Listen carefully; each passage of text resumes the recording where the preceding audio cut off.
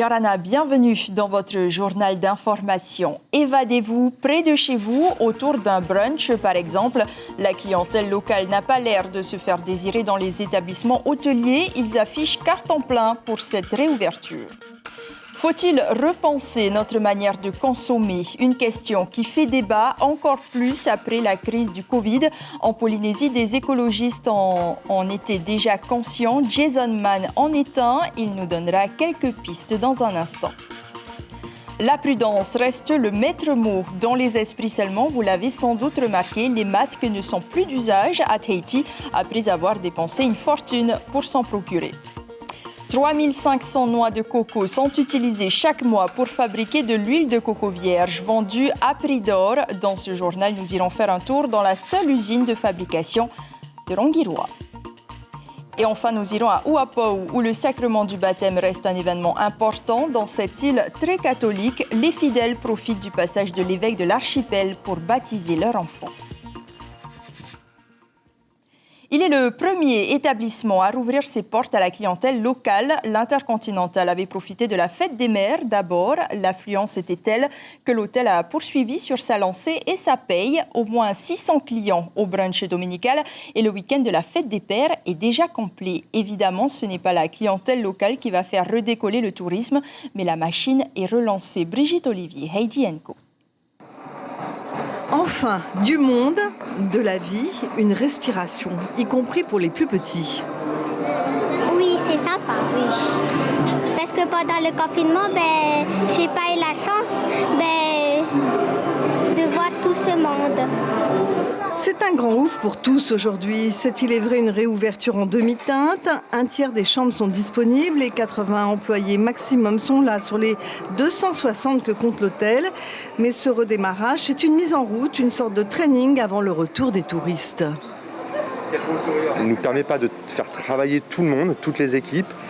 Mais on est sur la bonne voie, on relance l'hôtel, on est réouvert tous les week-ends, ce qui fait énormément de bien pour les équipes et la clientèle qui répond pour le coup présent. Ceux qui retrouvent du travail, comme ceux qui renouent avec les habitudes des bons vrais week-ends ensoleillés sont heureux. Le confinement, personne ne l'oubliera, même si tout le monde le souhaite. On avait l'impression de perdre cette culture, quoi, de dire bonjour et Yorana en thaïsien, quoi. Après tant de mois d'absence à la maison, et du coup ça nous fait plaisir en fait de reprendre le travail. Surtout quand on travaille la semaine, une bonne petite détente, un petit week-end, venir manger avec les amis, il n'y a rien de tel, quoi.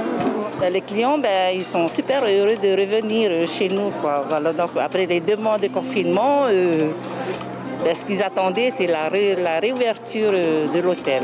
Ça fait du bien de revoir l'hôtel revivre, de voir tout le monde revenir. Et pour cette clientèle 100% locale, l'hôtel n'ouvre que 3 jours en fin de semaine. C'est un début, mais qui sent bon la reprise. Que sera le monde d'après? Un groupe du Fénois réfléchit depuis longtemps déjà et propose même des alternatives. Un écolieu, par exemple, il existe et fonctionne depuis plusieurs années dans toutes les régions du monde. Au Fénois, il a pris racine à Faa. Là-bas, on y fait école, on y cultive un jardin partagé pour consommer local et surtout sortir d'une logique qui condamne l'homme à n'être que marchandise. Stéphane Ratino et Patita Savea. Être en parfaite résonance avec soi-même. Pareil à ses pieds sur la terre, le corps en reçoit les ondes harmonieuses. Faire la paix, cultiver agronome son jardin. Loin du trop vite, tout de suite. Non, réenchanter le monde dans la mesure humaine. Voici l'écolieu de Phare. Sarah en est une des âmes. Cette spécialiste des pédagogies en liberté, une autre manière de grandir ensemble, s'intéresse à la permaculture. Une recette pour gagner son paradis quotidien. Le projet est participatif, une dizaine de familles y souscrivent, y apportant et savoir-faire et savoir-être. Les chemins de l'autonomie en viatique. C'est dire oui à soi tout en accueillant l'autre. En fait, c'est un respect du groupe et un respect individuel. C'est vraiment arriver à trouver sa place au sein d'un collectif aussi. Et puis respecter les libertés individuelles, en fait, beaucoup. Et que chacun puisse avoir la liberté des choix qu'il fait, que ce soit enfant ou adulte, enfant quand ils apprennent des choses ou adulte dans la société d'aujourd'hui. on se bat pour que chacun puisse vraiment faire les choix qu'il a envie. Ici, dans cet endroit, l'on ne commande pas la vie, on la vit, en essayant d'appliquer des modèles enracinés dans le réel. Ce projet collectif a pris forme en janvier, et déjà grâce au travail, l'autonomie alimentaire est à 20%. L'objectif est d'aller rapidement vers les 50%. Sur la table, les dons du jardin, mais aussi le fruit d'un travail partagé. C'est ce qui fait sens, car dans cet écolieu de Faa, la logique est d'aller vers, d'accueillir une insularité en quelque sorte universelle, d'un monde à rêver, apaisé. On est là pour ajouter une option et pas l'imposer.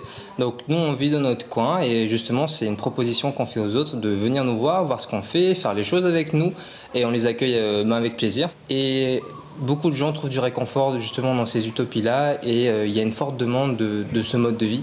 Plein de gens veulent essayer l'autonomie alimentaire, plein de gens veulent essayer d'apprendre autrement, plein de gens veulent tenter ça et c'est du coup très compliqué de trouver des endroits où expérimenter ça, donc on aimerait bien pouvoir leur offrir ça un maximum. Ne pas renoncer à sa part d'utopie, sous l'arbre de la connaissance de soi et du prochain, l'écolieu est un point de départ vers un chemin de fraternité durable. On en parle avec vous, Jason Manseng Yorana. Yorana. Merci d'être avec nous ce soir. Alors, vous l'avez dit dans ce reportage, beaucoup trouvent du confort dans ces utopies. Est-ce que vous reconnaissez vous-même quelque part que l'autonomie alimentaire est irréalisable ? Déjà, merci de m'avoir invité. Et oui, l'autonomie alimentaire, c'est tout à fait souhaitable pour tout le monde parce que justement, derrière, il y a une liberté à l'argent déjà qui met une grande pression sur notre société, je trouve, surtout pour les Polynésiens, parce qu'on a plus des modes de vie connectés à la nature plutôt que connectés à l'argent, au transport et au bureau. Donc oui, c'est un grand enjeu et on le souhaite vraiment pour notre pays et chacun chez soi pour justement se libérer et se reconnecter à cette nature. Donc c'est réalisable pour vous ? Tout à fait. Tant qu'on y met les moyens, on y arrivera. Pour l'instant, cet écolier ne se trouve qu'à Faa. Est-ce que vous pensez l'implanter ailleurs ? Le concept, en tout cas, de vivre autrement et de pouvoir le proposer aux gens, oui, il en faut partout. Et un jour, je pense qu'il faut que ce soit la normalité. Donc oui, on le souhaite partout, que ce soit sur Tahiti ou dans nos îles. L'autonomie alimentaire, c'était le cas avant, en tous les cas avant le CEP. Donc ce que vous demandez, c'est un retour en arrière ? Un retour en arrière dans le sens où on doit se reconnecter à la nature, pas forcément un retour en arrière ou exactement le même mode de vie qu'avant. Mais en tout cas, il faut apprendre et retenir qu'on a fait des erreurs ces dernières années sur la surconsommation, sur l'occidentalisation de nos modes de production, que ce soit sur l'agriculture et le reste. Il faut se rendre compte que c'est des erreurs et justement retourner à avant avec ce qu'on a appris d'aujourd'hui. Et à partir de là, on garde un confort auquel on s'est habitué, tout en se reconnectant à la nature et en prenant soin pour une question d'avenir durable et souhaitable. Vous éduquez des enfants aussi dans des activités périscolaires dans cet écolieu. Comment est-ce qu'ils apprennent ces techniques d'aujourd'hui ? Alors déjà, en toute liberté déjà. Les enfants, on les habitue pas forcément à la liberté de nos jours malheureusement parce qu'à l'école tout est encadré et même à la maison parfois malheureusement. Donc là déjà ils sont en liberté totale et on suit leurs envies et on inclut dans leurs envies leurs projets à eux justement ces bases là. Et surtout aussi dans le jardin en fait on fait les choses devant eux et ça les intrigue et ils viennent et c'est un peu l'école de la vie. Que ce soit de planter, préparer du coco, tout ça. Donc ça fonctionne. Alors, hier, vous aviez réalisé avec le mouvement Extinction Rébellion une butte solidaire en permaculture. L'idée étant de rendre disponible de la nourriture par tous afin de, je vous cite, libérer notre population de l'argent et de la pauvreté. À vous lire, l'un ne va pas sans l'autre et être pauvre, c'est forcément mourir de faim. Est-ce que c'est bien ce que vous vouliez dire ? Oui, être pauvre, c'est manquer d'argent. Et manquer d'argent, le danger de manquer d'argent de nos jours, malheureusement, c'est que des gens n'arrivent pas à se nourrir et à se loger, entre autres. Et nous, justement, on s'attaque à cette notion de, malheureusement, il y a des gens qui ont faim chez nous. Et c'est pas normal parce qu'il y a de la place pour planter à manger. Le fait de le faire devant l'Assemblée, c'était un petit peu une provocation ? Une provocation, oui, dans le sens où on veut vraiment faire passer un message qu'on essaye de faire passer depuis plusieurs années maintenant. On a fait plusieurs manifestations sur Papeete, justement, pour ces grandes crises que sont la crise pour le climat et la crise par rapport à l'érosion de la biodiversité. Il y a un fort cri d'alarme sur la planète entière avec un consensus scientifique. Des courriers ont été envoyés au gouvernement du monde pour prévenir surtout les nations insulaires qu'il y a un fort danger par rapport à ces crises-là. Ils ont d'ailleurs corrélé la crise sanitaire avec cette pandémie à ces crises écologiques. Et on lance l'alerte là-dessus parce c'est urgent de faire quelque chose. Il nous reste quelques années pour se préparer à ces crises-là. Et on monte au créneau parce que notre gouvernement ne semble pas vouloir nous écouter là-dessus et ne semble pas vouloir prendre en compte ces crises. Alors justement, vous dénoncez aussi le manque d'ambition du gouvernement sur la mise en place d'un plan visant à l'autonomie alimentaire. Pourtant, Édouard Fritsch en parle. Est-ce que c'est un discours hypocrite selon vous ? Hypocrite, je ne vais pas oser le dire, mais en fait, on n'est pas sûr que le gouvernement ait vraiment compris les enjeux de l'autonomie alimentaire. L'autonomie alimentaire, c'est dans les discours depuis plusieurs années maintenant, mais c'est peut-être un peu trop vu comme une option pour eux, comme un objectif qu'on peut prendre le temps d'atteindre. Sauf que là, on sonne la sonnette d'alarme. L'autonomie alimentaire, on doit l'atteindre le plus vite possible pour une question de survie par rapport justement à ces crises. Donc je ne prendrai pas le temps de rappeler les conséquences, mais il y a urgence et nous sommes en danger dans les nations insulaires, notamment au changement climatique. Et on veut qu'ils puissent commencer à nous entendre et on est là pour accompagner notre gouvernement. Là, on fait un peu de la provocation pour justement les interpeller, mais on est là pour les aider. Et on veut que ça passe justement par une écoute de nous, donc on aimerait des rendez-vous et on aimerait justement redonner le pouvoir aux citoyens et qu'on demande au peuple comment atteindre l'autonomie alimentaire et qu'on mette en place un plan d'action avec les citoyens pour justement l'atteindre le plus vite possible. On a des experts locaux, on sait comment faire, la terre est disponible tant qu'on nous la met à disposition. Donc tout est là et tout ce qui manque, c'est une volonté politique. Merci beaucoup, Jason Mansong. On a bien compris que vous étiez un expert en la matière. On espère que votre appel sera entendu. Merci beaucoup. Après Bora Bora, Tikeha, Weniao, Rangiroa se lance dans la production d'huile de coco vierge, l'une des meilleures alternatives au copra. L'huilerie est née en mai 2019 d'une collaboration entre l'association Terei Hoturua et la commune. Vito Tapo a suivi pour nous le processus de fabrication. Le commentaire est signé Laï Temaouri. Ils sont 4 stagiaires de la commune et 2 bénévoles de l'association à travailler à l'unité de transformation de Tiputa. Elle s'approvisionne auprès de la population de 1500 à 3500 noix de coco au mois sélectionnées. En centimètres de diamètre minimum, non germés, débourrés et nettoyés. 140 cocos, soit 28 kilos de copra, rapportent 3500 francs. Les 140 cocos débourrés, 7000 francs. Oui, le double. Christophe et Patrice s'occupent de la découpe. On passe à la deuxième étape, saya, le râpage. Donc une fois qu'on a fini la première étape et deuxième étape, pour le reste, on va devoir se diriger vers le labo qui est juste à côté. Et le laboratoire de Tiputa a été accompagné par celui de la direction de l'agriculture de Papara pour la partie technique. Première étape, la pesée de la chair de noix de coco râpée. Ça va faire 5,8 kg, 1 litre d'huile. Mais avant cette phase finale, il faut extraire le lait de coco, peser le liquide obtenu, puis procéder à l'écrémage. Seule la matière grasse est conservée. La crème de coco repose 48 heures au frais et passe dans une des 2 centrifugeuses.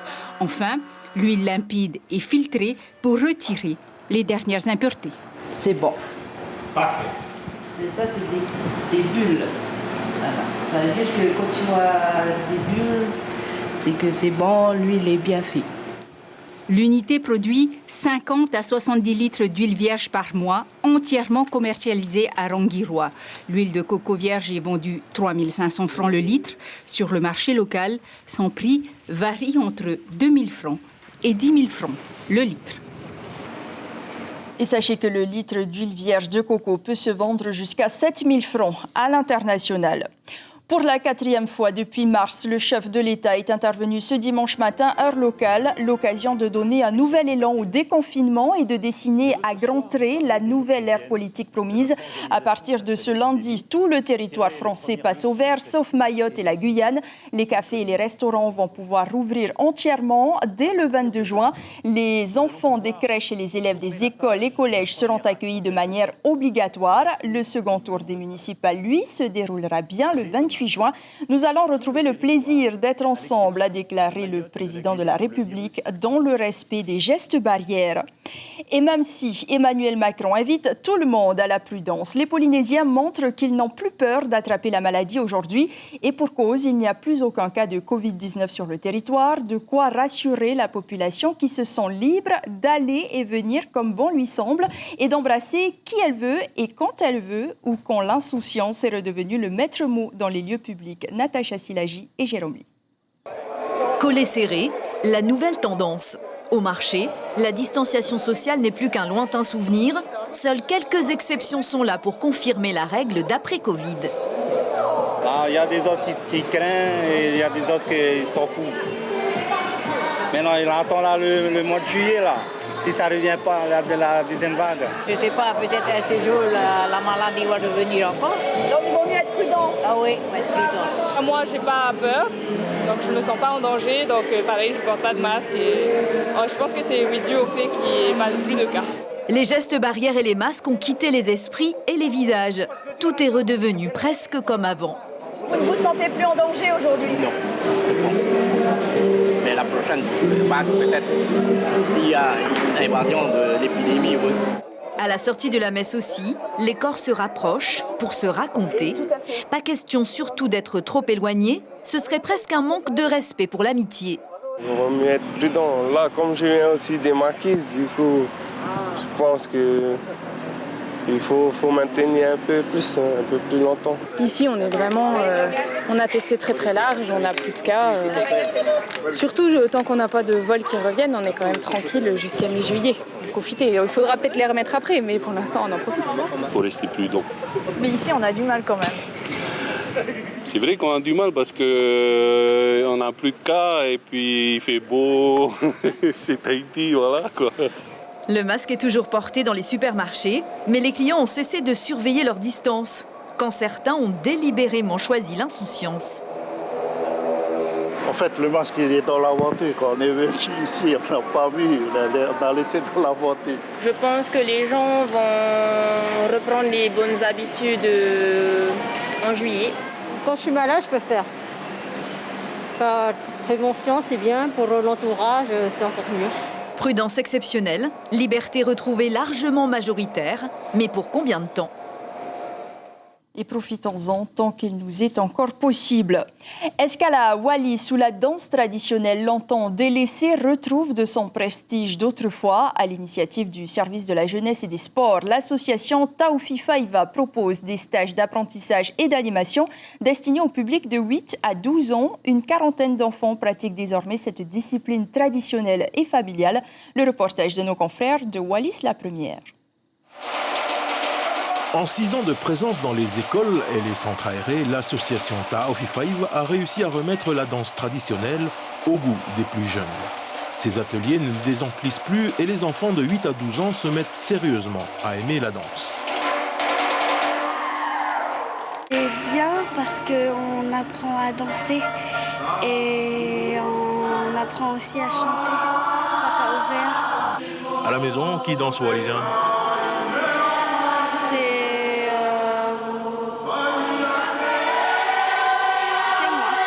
Pour connaître les traditions wallisiennes. Plus tard, ça te servira à quoi alors, ça ? Pour apprendre à nos enfants, nos petits-enfants. Cette année, Taoufi Faiva a choisi le thème de la santé. Et le thème tout trouvé, c'est bien sûr l'actualité coronavirus. Au travers des paroles des chansons et des gestuels, les auteurs, compositeurs et chorégraphes se sont inspirés des gestes barrières pour concocter une danse dans l'air du temps. Mais des thèmes tels que la malbouffe et l'obésité n'ont pas été oubliés. Preuve que la danse traditionnelle, c'est aussi être moderne. Les gestes, la chorégraphie a été composée par rapport au thème la santé, c'est-à-dire les gestes barrières, par exemple rester à 1 mètre de distance par rapport à son voisin. Là, on le fait avec les gestes de la danse traditionnelle. Cette danse dans son intégralité dure un peu plus d'une demi-heure et sera représentée le dernier vendredi des vacances dans cette même salle. Et ce sera une grande première pour la plupart de ces enfants. Pour clore cette édition, nous allons faire un tour aux Marquises à Ouapou. En tournée depuis une semaine, l'évêque de l'archipel, Monseigneur Pascal Changsoi, sillonne toutes les vallées pour célébrer le sacrement du baptême. Reportage dans la vallée de Hohoi avec Lionel Tehamouana.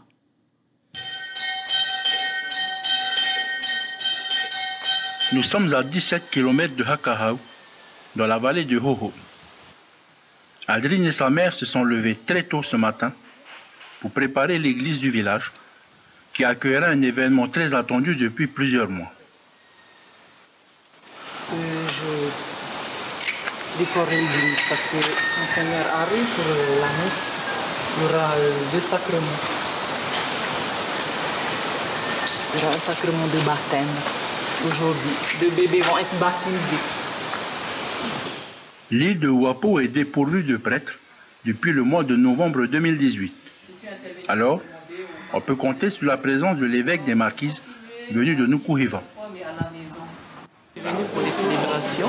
Comme je suis l'évêque des Marquises, c'est pour ça que je suis ici à Ouapo, et notamment parce qu'il n'y a pas de prêtre résident, et donc c'est le rôle de l'évêque de pouvoir visiter les paroisses et de célébrer les sacrements avec les paroisses.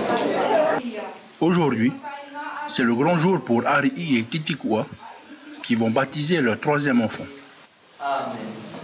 Il est né le 14 janvier.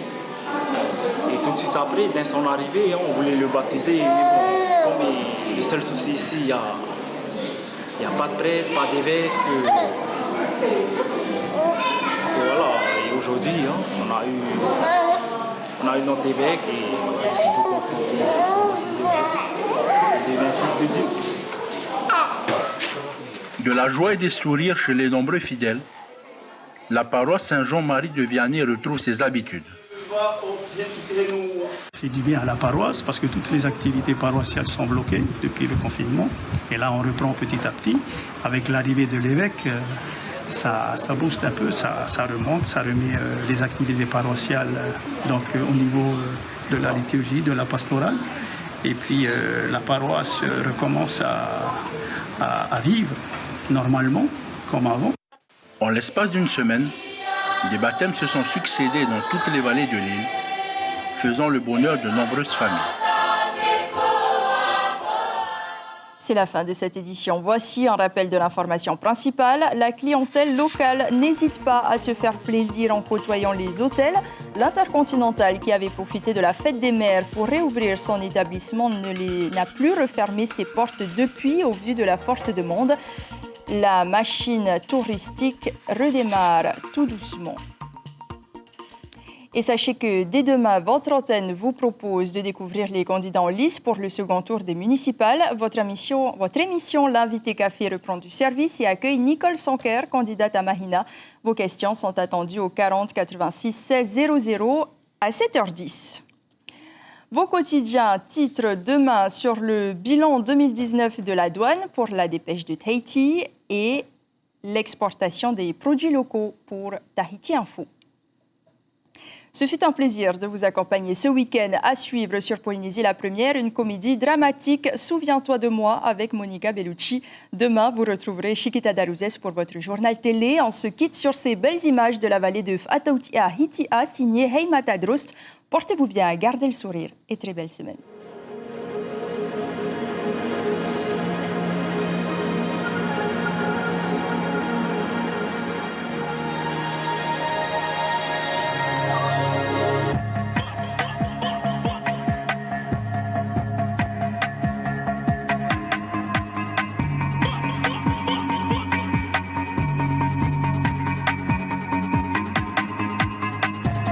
Retrouvez notre journal en replay sur notre site internet.